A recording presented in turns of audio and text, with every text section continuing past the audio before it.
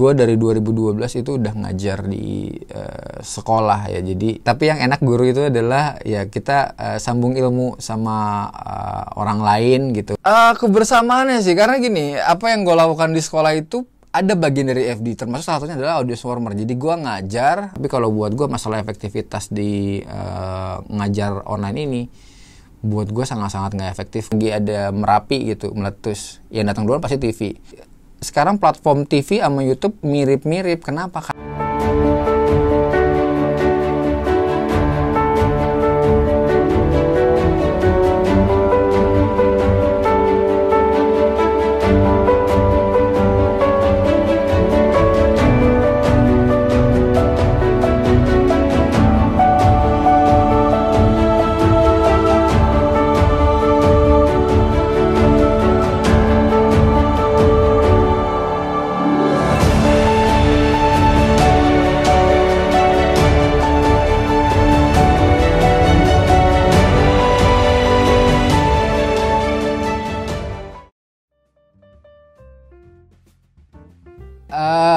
Selama kurang lebih 9 tahun ini sebenarnya gue dari 2012 itu udah ngajar di sekolah ya. Jadi kurang lebih sampai 2019 kemarin itu sudah 7 tahun.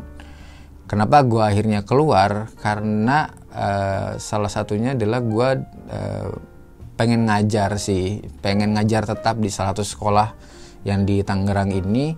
Karena gue demen banget berbagi sih. Jadi gue nggak bilang gue udah cukup masalah ilmu, tapi yang jelas kalau buat gue ngebagi itu ada proses pembelajaran juga. Gue pun juga awal-awal mulai masuk dari guru tetap di sini itu juga memerlukan memerlukan keputusan yang sangat luar biasa, karena kita akan balik lagi, guru gajinya nggak besar satu gitu kan.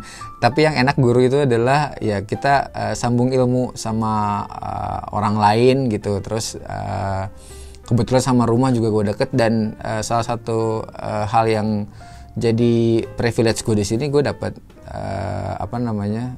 beasiswa sih sampai S2 insya Allah. Jadi itu sih yang kenapa gue mutusin akhirnya keluar dari pertelevisian atau jadi floor director. Tapi kalau side job sih masih jalan sebenarnya.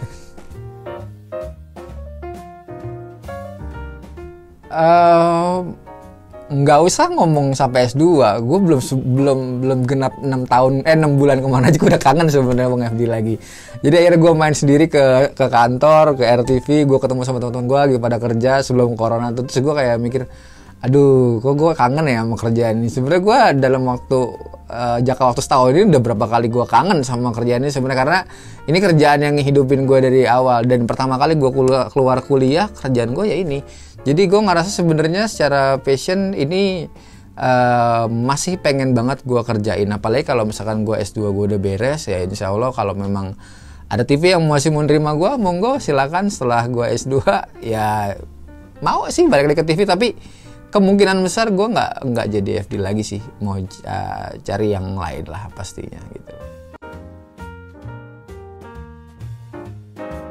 Jadi TV itu prosesnya adalah dimana kalian makin sering pindah TV, kalian bisa bergaining sebenarnya. Jadi misalkan lo udah berapa 2 tahun misalkan di Trans, lo pindah ke RCTI, lo ada bergain harga lagi tuh, terus pindah lagi kemana segala macam. Cuman dari situ yang sebenarnya harus lo cari adalah jabatannya makin lama makin tinggi sebenarnya. Kalau ngomong kecil ya UMR lah, itu udah pasti kalau orang TV. Cuma jangan salah, orang TV side jobnya sebulan bisa 2 kali, 3 kali, sekali side job bisa 1 juta, 2 juta. Pokoknya gede sebenarnya. Kita gede di samping loh, bukan gede di depan sebenarnya.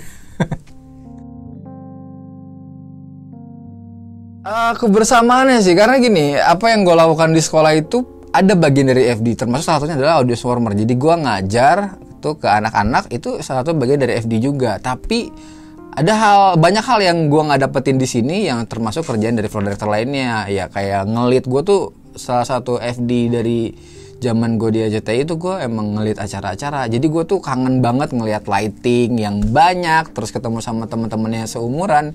Karena kalau di sekolah kan pasti rata-rata teman-temannya tuh udah ada yang lumayan mature lah. Nah kalau yang di TV itu karena kebetulan temennya anak muda, jadi setelah gue kerja itu bisa ketemu, bisa ngobrol, bisa ngopi bareng. Tapi yang jelas untuk masalah pekerjaannya itu gue kangen banget buat ngelit sebuah acara besar, dan sampai sekarang belum kesampaian lagi karena corona ya. Oke, jadi gue di sekolah ini posisinya itu sebagai kepala studio radio dan juga TV, kepala ekstrakurikuler broadcasting dari unit SMP, SMA, SMK, terus juga head kreatif dari Yayasan Manajemen Mutu namanya, terus juga gua ngajar 37 jam, ada mata pelajaran editing, produksi audiovisual, tata artistik, seni audiovisual, dan manajemen naskah gitu. Nah kalau untuk di awal-awal itu Senin sampai Sabtu pas masih masuk nih masih tatap muka, cuman karena sekarang lagi corona jadi jamnya pun online-nya juga nggak terlalu sering jatuhnya. Jadi cuman Senin sampai Jumat, kalau yang kemarin Senin sampai Sabtu, tapi sekarang cuman Senin sampai Jumat aja sih sebenarnya pembagiannya.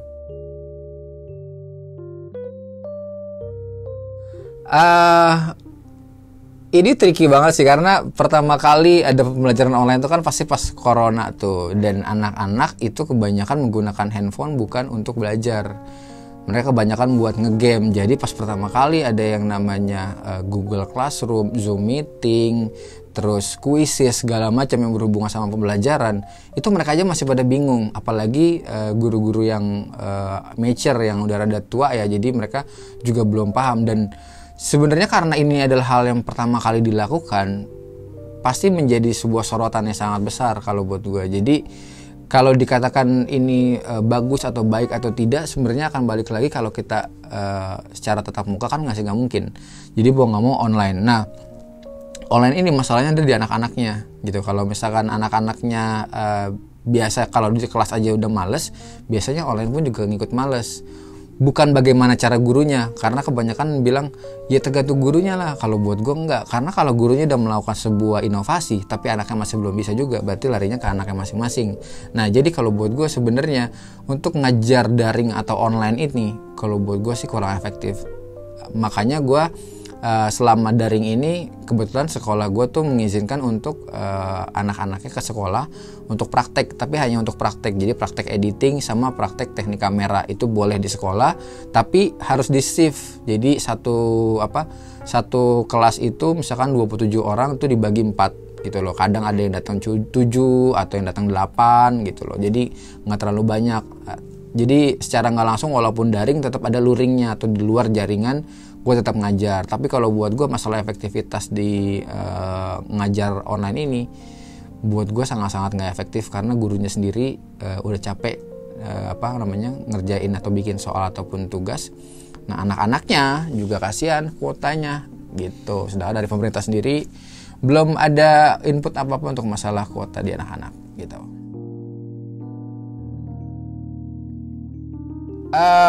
Kalau untuk dari segi YouTube bisa menggantiin TV, kalau buat gue ada satu hal yang belum bisa digantikan dari TV, yaitu adalah siaran langsungnya. Dimana kalau kita walaupun streaming misalkan lagi ada Merapi gitu meletus, yang datang duluan pasti TV. Nggak mungkin YouTube streaming di situ atau siapa YouTuber datang ke situ, nggak mungkin. Jadi satu hal buat gue yang tidak bisa menyaingi TV adalah siaran langsungnya gitu loh. Nah tapi ini era udah mulai bener-bener serius banget nih untuk ke arah digital. Nah kalau buat gue sendiri sekarang platform TV sama YouTube mirip-mirip. Kenapa? Karena isinya dia doang, ya kan? Kalau nggak Ruben Onsu, kalau nggak Baim Wong, kalau nggak Raffi Ahmad, dan itu di belakang mereka semua ada orang-orang TV. Jadi makanya kalau kalian nonton acara-acara mereka, rata-rata itu adalah acara-acara yang secara dinamika isinya itu adalah acara-acara gimmick TV sebenarnya. Bukan nggak salah ya, karena YouTube sekarang udah jadi ladang, apalagi semenjak ada corona kayak gini. Tapi secara nggak langsung ini juga menjadi ladang untuk orang-orang pekerjaannya masing-masing. Jadi nggak harus kita ibaratnya karena sekarang lagi kayak begini ya nggak harus kita kerja misalkan menjadi YouTuber, ya monggo aja. Cuman ya balik lagi, saingan kita tuh banyak banget terutama kalau menjadi YouTuber.